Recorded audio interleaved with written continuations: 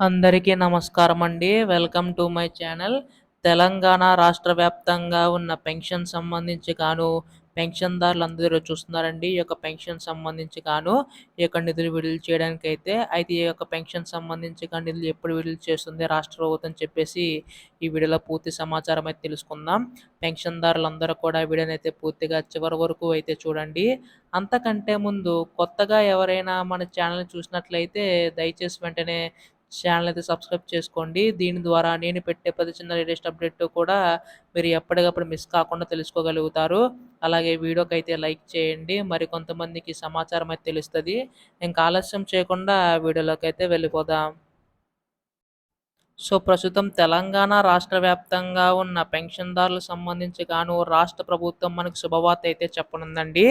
ఈ యొక్క పెన్షన్ సంబంధించి చూసుకున్నట్లయితే రాష్ట్ర ప్రభుత్వం ఈ యొక్క నిధులనేవి అయితే పెంచేందుకు సిద్ధమవుతుందన్నమాట.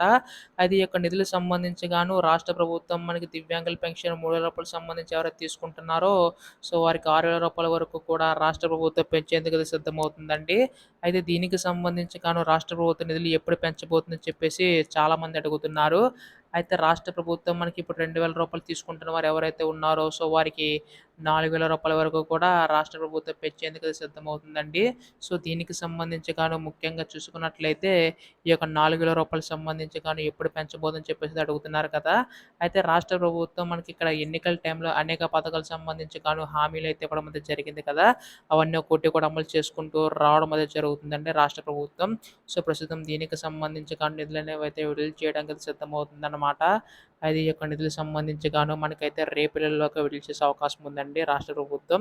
ఇప్పుడు దీనిపై ఏ లేటెస్ట్ అప్డేట్ వచ్చినా మీరు ముందుగా తెలుసుకోవాలనుకుంటే ఛానల్‌ని సబ్స్క్రైబ్ చేసుకోండి. ధన్యవాదములు. జై హింద్.